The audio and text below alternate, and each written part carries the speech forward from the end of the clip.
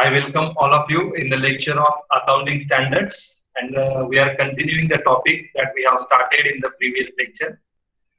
गेल्या लेक्चर मध्ये पहिला टॉपिक जो आहे अकाउंटिंग स्टँडर्ड तो आपण चालू केलेला आहे आणि तोच टॉपिक आपण कंटिन्यू करणार आहोत. ओके, प्रत्येकाला एक सूचना आहे की प्रत्येकाने आपलं नाव, आपलं मीडियम आणि प्रेझेंट असं लिहून चॅट बॉक्स मध्ये टाइप करायचं आहे, म्हणजे तुमचा अटेंडन्स त्या ठिकाणी सेव्ह होईल. Okay, so in the previous lecture we have started the first topic of the accounting. Now is it clear? येतोय आवाज प्रत्येकाला? Yes sir. ओके, काही विद्यार्थ्यांना मे बी येत असेल, त्यांच्याकडे नेटवर्क इश्यू असेल तर, पण माझ्याकडून नेटवर्क इश्यू काही प्रॉब्लेम नाही, नेटवर्क फाईन आहे. ओके, तर गेल्या लेक्चरला आपण अकाउंटिंग स्टँडर्ड जे पहिले युनिट आहे आपलं ते युनिट आपण या ठिकाणी सुरू केलं होतं. Okay, and in that first of all we have discuss what is the meaning of the accounting standard. त्यामध्ये आपण काय कशाची चर्चा केली होती की अकाउंटिंग स्टँडर्ड म्हणजे नेमकं काय, त्याचं मिनिंग आपण त्या ठिकाणी जाणून घेतलेलं होतं. Okay, so what we discuss under that, त्यामध्ये आपण काय डिस्कस केलं की accounting standard these are the written documents, those are issued by the government or the regulatory body for the preparation and presentation of the financial statement of organization.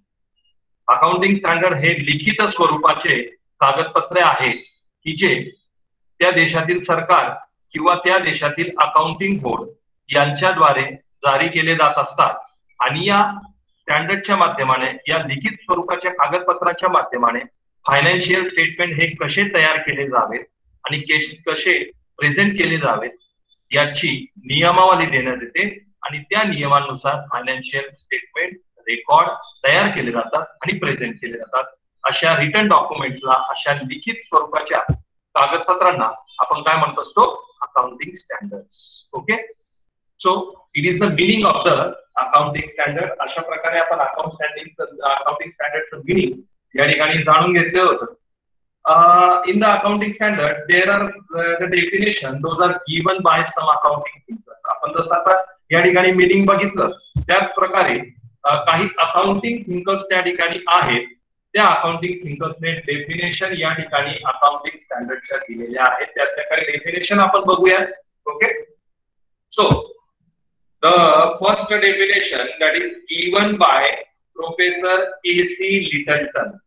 पहिली definition जी आहे accounting स्टँडर्डची ती दिलेली आहे professor A.C. Lyttelton यांनी. तर ते काय म्हणतात अकाउंटिंग स्टँडर्डच्या बाबत? Accounting standard these are written structure, those are issued by the government or the regulatory body of the country for the presentation and preparation of the financial document. Same जे आपण introduction मध्ये बघितलं तोच point या ठिकाणी A.C. Lyttelton यांनी repeat केलेला आहे. ते सुद्धा काय म्हणतात? Accounting standard this is a written structure. Accounting standard काय आहे? रिटन स्ट्रक्चर आहे, लिखित स्वरूपाचं स्ट्रक्चर आहे. According to which the financial statements are presented and prepared, की ज्याच्या माध्यमाने जे फायनान्शियल स्टेटमेंट असतील, फायनान्शियल रेकॉर्ड्स असतील, ते तयार केले जातात आणि प्रेझेंट केले जात असतात. प्रतीक्षा भालेराव आपला कॅमेरा बंद करा. आपण प्रतीक्षा भालेराव कॅमेरा बंद करा आपला. मागे मी सूचना दिलेली आहे, कॅमेरा बंद करा, नाहीतर मी रिमूव्ह करेल लेक्चर मधनं. 2 मिनिटाच्या आत कॅमेरा बंद झाला पाहिजे, नाहीतर लेक्चर मधनं रिमूव्ह करेल. Okay, so these are the accounting these accounting standard are the accounting structure, written accounting structure, okay, which is issued by the government or accounting body of the country. लिखित स्वरूपाचं accounting structure आहे की जे त्या देशातील सरकार किंवा त्या देशातील अकाउंटिंग रेग्युलेटरी बॉडीने त्या ठिकाणी दिलेलं आहे, आणि या रिटन स्ट्रक्चर वरनं फायनान्शियल स्टेटमेंट हे कसे तयार करायला हवेत किंवा फायनान्शियल स्टेटमेंट हे कसे प्रेझेंट करायला हवेत याचं मार्गदर्शन केलं जात असतं. यालाच काय म्हटलं जाणार आहे? यालाच म्हटलं जाणार आहे accounting standard. So it is the first definition that is given by A.C. Littleton. Okay, तर एसी रिकल्सन यांनी जी डेफिनेशन या ठिकाणी दिलेली आहे ती आपण या ठिकाणी बघितलेली आहे. आणि मग इन शॉर्ट आपण काय म्हणू शकतो, accounting standards are written documents, policy documents issued by expert accounting body or by government or other regulatory body covering the aspect of recognition, measurement, treatment, presentation and disclosure of accounting transaction in the financial statement. That is called as the accounting standard. आता accounting standard म्हणजे थोडक्यात काय, तर आपण त्याची परिपूर्ण व्याख्या या ठिकाणी करू शकतो, त्याचं परिपूर्ण मिनिंग आपण या ठिकाणी देऊ शकतो. अकाउंटिंग स्टँडर्ड म्हणजे काय, accounting standards are written documents, policy document issued by expert accounting body or by government or other regulatory body. आता अकाउंटिंग स्टँडर्ड हे लिखित स्वरूपाचे कागदपत्र आहे, पॉलिसी डॉक्युमेंट आहे म्हणजे धोरणात्मक स्वरूपाचे डॉक्युमेंट आहे, कागदपत्र आहे की जे एक्सपर्ट अकाउंटिंग बॉडी किंवा सरकार मार्फत जारी केले जात असतात. Okay, covering the aspect of recognition, measurement, treatment, presentation and disclosure of accounting transaction in the financial statement. तर हे डॉक्युमेंट सरकारद्वारे किंवा एक्सपर्ट अकाउंटिंग बॉडीद्वारे का दिले जातात, तर फायनान्शियल ट्रान्झॅक्शन या फायनान्शियल स्टेटमेंट मध्ये कशा रेकॉर्ड करायला हव्यात, त्यांचं रिकग्निशन कशा प्रकारे करायला हवं, त्यांचं मेजरमेंट कशा प्रकारे करायला हवं, त्या फायनान्शियल ट्रान्झॅक्शनची ट्रीटमेंट कशा प्रकारे असायला हवी, आणि हे सर्व झाल्यानंतर जे फायनान्शियल स्टेटमेंट आहे ते कशा पद्धतीने प्रेझेंट करायला हवे, या सर्वांसाठी जे लिखित स्वरूपाचे डॉक्युमेंट, जे धोरणात्मक डॉक्युमेंट सरकार किंवा एक्सपर्ट अकाउंटिंग बॉडीद्वारे जारी केले जात असतात, त्या सर्वांना काय म्हटलं जाणार आहे, त्या सर्वांनाच म्हटलं जाणार आहे accounting standard. Therefore, the accounting standards are the written policy documents.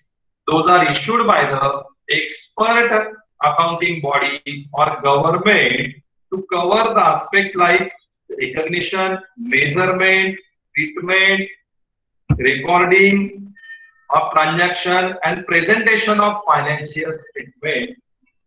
These documents are called as the accounting standard. यालाच आपण काय म्हणणार आहोत, accounting standard. Okay, so understood what is the meaning of accounting standard? Any doubt, any difficulty under this? समजलंय प्रत्येकाला accounting standard म्हणजे काय, यामध्ये काही डाऊट, काही difficulty? No sir.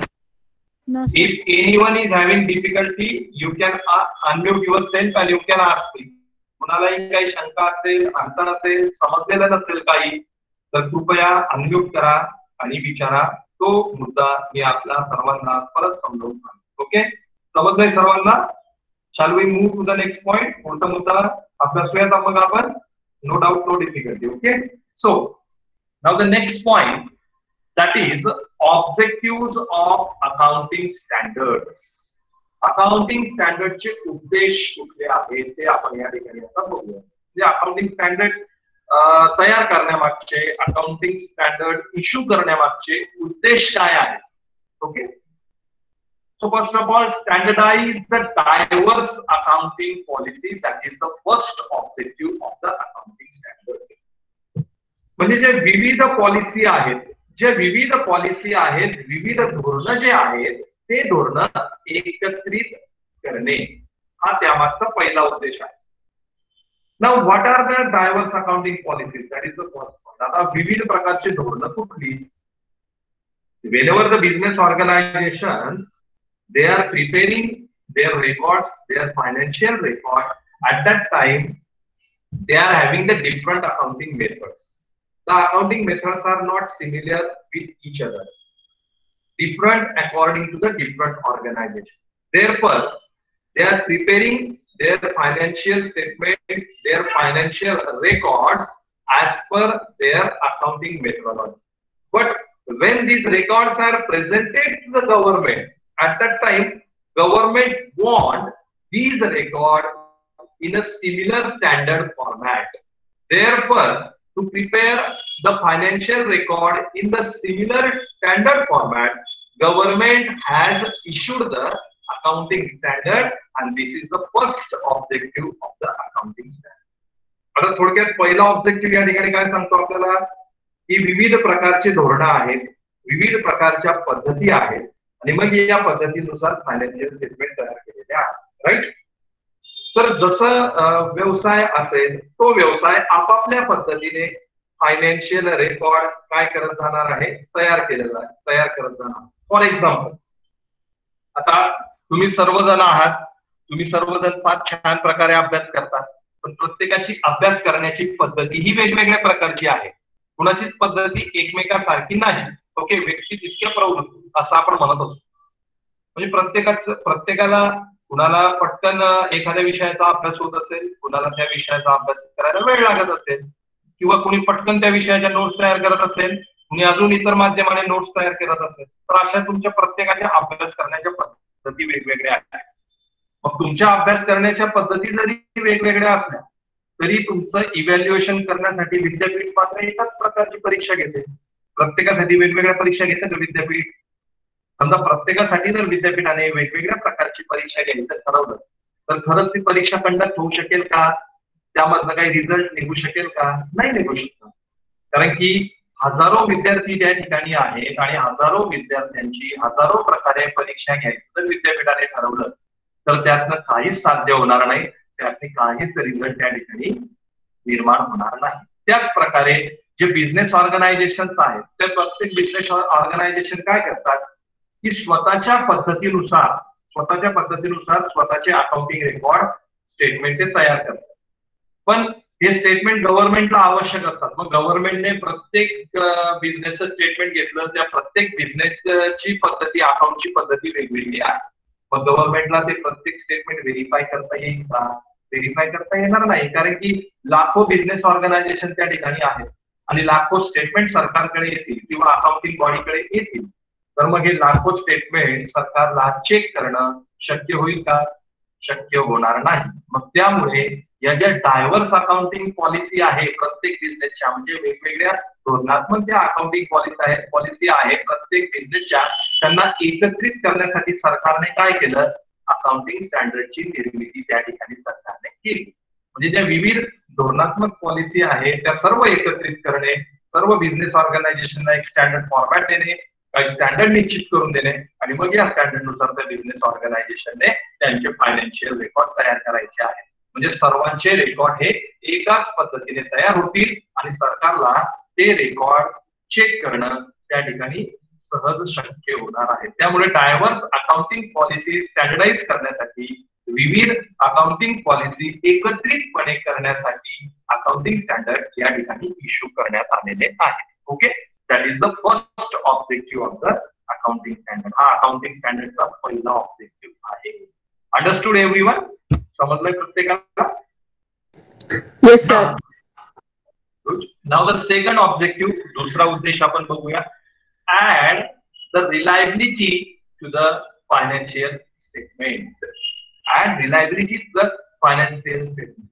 When any kind of financial statement is reliable, when the statement is prepared according to the rules and regulation, at that time that financial statement becomes reliable. And these accounting standards provides the certain rules and regulations according to which the reliable financial statement is prepared, and that is the second objective behind the accounting standard.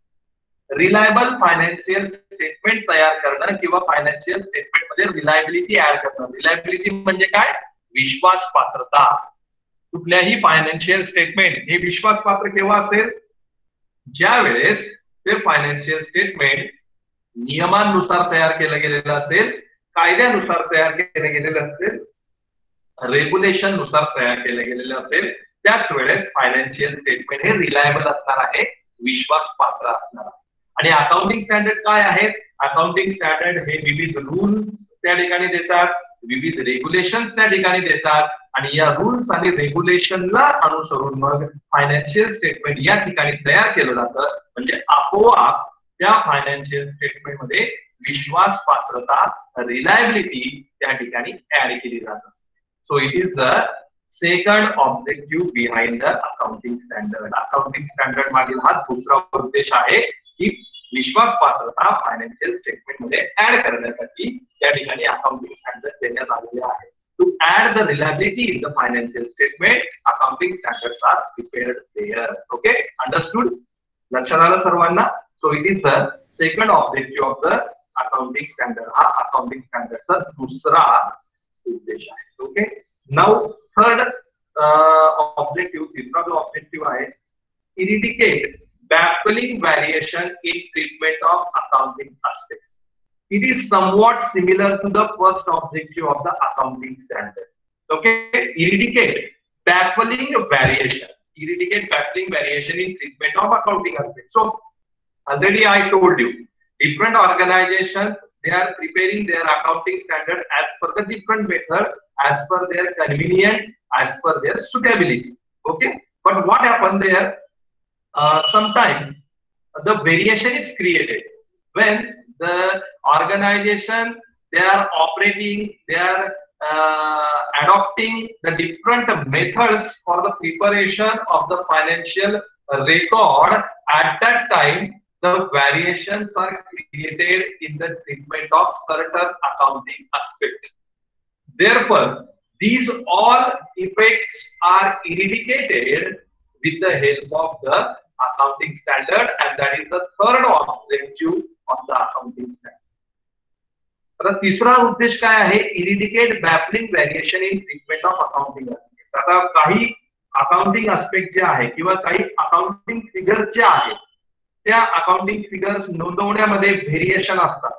तर हे variation जे आहे, हे variation accounting स्टँडर्डच्या माध्यमाने दूर केले जात असतात. जसं मी तुम्हाला सांगितलं पहिल्या ऑब्जेक्टिव्ह मध्ये की प्रत्येक ऑर्गनायझेशन काय करते की वेगवेगळ्या पद्धतींचा अवलंब करते अकाउंटिंग रेकॉर्ड तयार करण्यासाठी. त्यामुळे वेगवेगळ्या पद्धतींमुळे काय होतं की काही अकाउंटिंग एस्पेक्ट जे आहेत, ते अकाउंटिंग एस्पेक्ट ज्या वेळेस रेकॉर्ड केले जातात तर त्यामध्ये व्हेरिएशन निर्माण होतात आणि मग हे व्हेरिएशन अकाउंटिंग स्टँडर्डच्या माध्यमाने दूर केले जातात. For example depreciation. आता डेप्रेसिएशन ज्या वेळेस कॅल्क्युलेट केलं जातं फिक्स असेटवर आणि बॅलन्स शीटला दाखवलं जातं, पीएनएल अकाउंटला दाखवलं जातं, तर त्यावेळेस डेप्रेसिएशनच्या वेगवेगळ्या पद्धती आहेत. फिक्स इन्स्टॉलमेंट मेथड आहे, त्यानंतर रिड्युसिंग बॅलन्स मेथड आहे, रिटर्न डाऊन व्हॅल्यू मेथड आहे. एका ऑर्गनायझेशनने ठरवलं की आम्ही फिक्स इन्स्टॉलमेंट मेथडने डेप्रिसिएशन कॅल्क्युलेट करू, दुसऱ्या ऑर्गनायझेशनने ठरवलं की आम्ही रिटर्न डाऊन व्हॅल्यू मेथडने डेप्रिसिएशन कॅल्क्युलेट करू, तिसऱ्या ऑर्गनायझेशनने ठरवलं आम्ही रिड्युसिंग बॅलन्स मेथडने डेप्रिसिएशन कॅल्क्युलेट करू. मग काय काय होईल त्या ठिकाणी? त्या ठिकाणी व्हेरिएशन निर्माण होणार आहे. कारण की पहिला हा फिक्स इन्स्टॉलमेंट वापरतोय, दुसरा रिटर्न डाऊन व्हॅल्यू वापरतोय, तिसरा रिड्युसिंग बॅलन्स मेथड वापरतोय. तर त्या ठिकाणी काय होणार आहे? ज्यावेळेस डेप्रिसिएशन त्या ठिकाणी रेकॉर्ड केलं जाईल तर डेप्रिसिएशन रेकॉर्ड करताना त्या ठिकाणी व्हेरिएशन निर्माण होणार आहे. त्यामुळे अशा प्रकारचं व्हेरिएशन दूर करण्यासाठी त्या ठिकाणी अकाउंटिंग स्टँडर्डची निर्मितीही करण्यात आलेली आहे की जेणेकरून काही अकाउंटिंग एस्पेक्ट जे असतील, फॉर एक्झाम्पल डेप्रिसिएशन सारखे अकाउंटिंग एस्पेक्ट असतील, स्टॉक सारखे अकाउंटिंग एस्पेक्ट असतील, हे अकाउंटिंग एस्पेक्ट रेकॉर्ड करताना जे काही व्हेरिएशन त्या ठिकाणी निर्माण होण्याची शक्यता असेल ते व्हेरिएशन या ठिकाणी अकाउंटिंग स्टँडर्डच्या माध्यमाने दूर करता येऊ शकते. Understood this?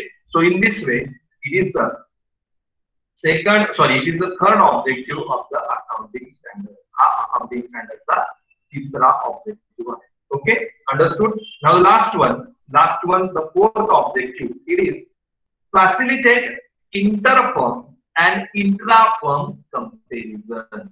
Facilitate interfirm and intra-firm comparison. For every business organization, it is necessary to compare the interfirm as well as intra-firm comparison. Interfirm comparison is done to evaluate the results of the department those are operated within the organization, and intra-firm comparison is done to evaluate the result of one organization as compared to the second organization. And this all is happen, or this all is done with the help of the accounting standard and therefore it is the fourth objective of the accounting standard. आता या ठिकाणी accounting स्टँडर्डची निर्मिती का करण्यात आलेली आहे की inter-firm comparison करणं शक्य व्हावं, इंट्राफर्म कंपॅरिझन करणं शक्य व्हावं, त्यासाठी अकाउंटिंग स्टँडर्डची निर्मिती या ठिकाणी करण्यात आलेली आहे. ओके, तर इंटरफर्म कंपॅरिझन म्हणजे काय? म्हणजे एकाच ऑर्गनायझेशन मध्ये असणाऱ्या ज्या विविध डिपार्टमेंट असतील, फॉर एक्झाम्पल ऑर्गनायझेशन मध्ये ऍडमिनिस्ट्रेटिव्ह डिपार्टमेंट आहे, मार्केटिंग डिपार्टमेंट आहे, HR डिपार्टमेंट आहे, याचं कंपॅरिझन जर केलं जात असेल तर त्या कंपॅरिझनला काय म्हटलं जाणार आहे? Inter-firm comparison. म्हणजे ज्या डिपार्टमेंट कंपनीत संघटनेत कार्यरत आहेत त्याचं एकमेकांशी तुलना करणे, याला इंटरफर्म कंपॅरिझन म्हटलं जाईल. तर हे इंटरफर्म कंपॅरिझन करणं कशामुळे शक्य होत असतं? अकाउंटिंग स्टँडर्डमुळे हे शक्य होणार आहे. फॉर एक्झाम्पल, ज्यावेळेस आपण FY/BCom ला फायनान्शियल अकाउंटिंगचा अभ्यास त्या ठिकाणी केला होता. ओके, फायनान्शियल अकाउंटिंगचा अभ्यास करताना शेवटचं युनिट आपलं होतं departmental account. Okay, departmental account मध्ये काय करायचो आपण? 2 डिपार्टमेंटचे फायनल अकाउंट तयार करत होतो. त्याला काय म्हटलं जाणार आहे? That is the inter-firm comparison. Okay, तर अशा प्रकारचं इंटरफर्म कंपॅरिझन जे आहे ते कशामुळे शक्य होणार आहे? हे इंटरफर्म कंपॅरिझन शक्य होणार आहे अकाउंटिंग स्टँडर्डमुळे. ओके, अकाउंटिंग स्टँडर्डमुळे जे काही नियम तयार केलेले असतील, रेग्युलेशन तयार केलेले असतील, पॉलिसी डॉक्युमेंट तयार केलेले असतील, त्या पॉलिसी डॉक्युमेंटच्या सहाय्याने या ठिकाणी इंटरफर्म कंपॅरिझन करणं शक्य होणार आहे. आणि त्यानंतर इंट्राफर्म कंपॅरिझन. इंट्राफर्म कंपॅरिझन म्हणजे काय? एका कंपनीची तुलना दुसऱ्या कंपनीशी करणे, याला काय म्हटलं जाणार आहे? इंट्राफर्म comparison. इंट्राफर्म comparison is also done with the help of the accounting standard. म्हणजे जे अकाउंटिंग स्टँडर्ड आहे त्याच्या माध्यमाने इंट्राफर्म कंपॅरिझन करता येणं या ठिकाणी शक्य असतं. Now why intrafirm comparison is done? आता इंट्राफर्म म्हणजे एका कंपनीची तुलना दुसऱ्या कंपनीशी या ठिकाणी का केली जात असते? तर दुसऱ्या बिझनेस ऑर्गनायझेशनशी तुलना करता मार्केटमध्ये आपलं अस्तित्व कुठे आहे हे आपल्याला केव्हा समजणार आहे? ज्यावेळेस आपली तुलना आपण दुसऱ्याशी करू, ज्यावेळेस आपली कंपनीची. यस यस सर, इंट्राफर्म म्हणजे कंपॅरिझन विदिन द फर्म ना? Inter-firm, that is interform, that is not interform. Interform is comparison of one with the another. Okay, मी वाचलं होतं ना, तर त्यात लिहिलं होतं की इंट्राफर्म म्हणजे विदिन द फर्म आणि इंटरफर्म म्हणजे firm to firm. no. Once again check it. Okay, हो. so इंट्राफर्म का आपण कंपॅरिझन करतो? कारण की एकाच्या आपल्या दुसऱ्याच्या तुलनेने आपलं अस्तित्व कुठे, दुसऱ्या कंपनीच्या तुलनेने आपलं अस्तित्व कुठे आहे, तर हे व्हेरीफाय करण्यासाठी त्या ठिकाणी इंट्राफर्म कंपॅरिझन केलं जातं. And for that accounting standards are useful. यासाठी अकाउंटिंग स्टँडर्ड हे महत्वपूर्ण आहे. So these are some objectives, these are some highlighted objectives. Behind that many objectives are there. आता या ठिकाणी जे 4 ऑब्जेक्टिव्ह मी तुमच्या समोर दिलेले आहेत हे त्यातले ठळक स्वरूपाचे ऑब्जेक्टिव्ह आहेत. अजून त्यामागे बऱ्याच प्रकारचे ऑब्जेक्टिव्ह अकाउंटिंग स्टँडर्ड निर्माण करण्यामागचे आहेत. कंप्लायन्स, अजून एक ऑब्जेक्टिव्ह आपण त्या ठिकाणी म्हणू शकतो compliance. Now what is compliance? The firms company, those are registered according to the Company Act 1956 or Company Act 2013, and it is necessary for those firms to prepare the accounts in a given format stated in the law. For example, in the previous year, cooperative society, company account, you have prepared the final accounts of the company in a given format. Okay, so that is the compliance. That is the compliance for the company according to the Companies Act 2013. For this compliance, accounting standards are issued by the government. Compliance म्हणजे काय? परिपूर्णता किंवा कायद्याने जे काही ठरवून दिलेलं असेल त्याची प्रतिपूर्ती करणे, म्हणजे कायद्याने जे काही ठरवून दिलेलं असेल ते पूर्ण करणे आणि सरकारकडे सबमिट करणे, याला काय म्हटलं जात असतं? कंप्लायन्स. आणि कंप्लायन्स करणं हा बंधनकारक असतो. त्यामुळे ज्या काही ऑर्गनायझेशन आहेत ज्या विविध कायद्याअंतर्गत अस्तित्वात आल्या आहेत, फॉर एक्झाम्पल कंपनी ऍक्ट 2013 अंतर्गत कंपनी ज्या रजिस्टर्ड झालेल्या असतील त्यांना फायनल अकाउंट कंपनी कायद्यामध्ये जे फॉर्मॅट दिलेला आहे त्या फॉर्मॅट मध्ये तयार करून सरकारकडे सबमिट करणं बंधनकारक. गेल्या वर्षी ज्यावेळेस तुम्ही कॉर्पोरेट अकाउंटचा अभ्यास केला त्यामध्ये कंपनी फायनल अकाउंट म्हणून तुम्ही तयार केलेलं होतं, राईट. तर कंपनी फायनल अकाउंट तुम्ही कशा प्रकारे तयार केलं, जो फॉर्मॅट तुम्हाला कंपनी कायदा 2013 मध्ये दिलेला होता त्या फॉर्मॅट नुसार कोऑपरेटिव्ह सोसायटी फायनल अकाउंट शिकणार आहात. तर बँकिंग फायनल अकाउंट हे बँकिंग रेग्युलेशन ऍक्ट 1949 नुसार तयार केलं जातं आणि कोऑपरेटिव्ह सोसायटी अकाउंट हे महाराष्ट्र कोऑपरेटिव्ह कायद्या अंतर्गत ज्या ज्या फर्म अस्तित्वात आलेल्या आहेत त्यांना या कायद्यानुसार कंप्लायन्स करणं हे बंधनकारक आहे. त्यामुळे हा कंप्लायन्स करता यावा म्हणून त्या ठिकाणी अकाउंटिंग स्टँडर्डचा एक उद्देश आहे, ऑब्जेक्टिव्ह आहे. Okay, understood. So in this way these are the objective of the accounting standard. Once again I am repeating, first objective what is that? Standardize the diverse accounting policies. म्हणजे ज्या विविध पद्धती आहे accounting statement तयार करण्याच्या त्यांना एका स्वरूपाच्या स्टँडर्ड फॉर्मॅट देणं आणि मग त्या स्टँडर्ड फॉर्मॅट नुसार अकाउंट तयार करून घेणं. यासाठी अकाउंटिंग स्टँडर्ड त्या ठिकाणी अस्तित्वात आलेले आहेत. Add the reliability to the financial statement. जे काही फायनल अकाउंट असतील, जे काही फायनान्शियल स्टेटमेंट असतील त्यामध्ये विश्वास पात्रता निर्माण करणे. Okay, eradicate baffling variation in the treatment of accounting aspect.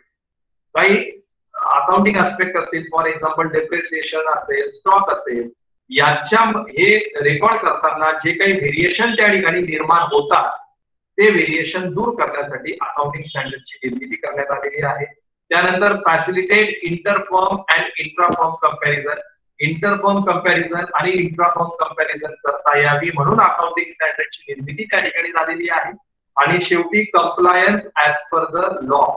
म्हणजे जे काही विविध कायद्या अंतर्गत ज्या संघटना त्या ठिकाणी अस्तित्वात आलेल्या असतील त्या संघटनांना कायद्यानुसार कंप्लायन्स करता यावा म्हणून या ठिकाणी अकाउंटिंग स्टँडर्डची निर्मितीही करण्यात आलेली आहे. Understood everyone? द ऑब्जेक्टिव्ह, उद्देश जे आपण बघितले या ठिकाणी अकाउंटिंग स्टँडर्डचे ते समजले सर्वांना? Yes sir.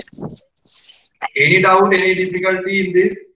कुणाला काही शंका? कारण की हे जे काही मुद्दे आपण तपासणार आहोत आता सोमवार, मंगळवार, बुधवार जे टाइम टेबल मी तुम्हाला दिलेले आहे त्यामध्ये आपले लेक्चर आहेत. दर बुधवारी तुम्हाला एक असाइनमेंट दिली जाणार आहे.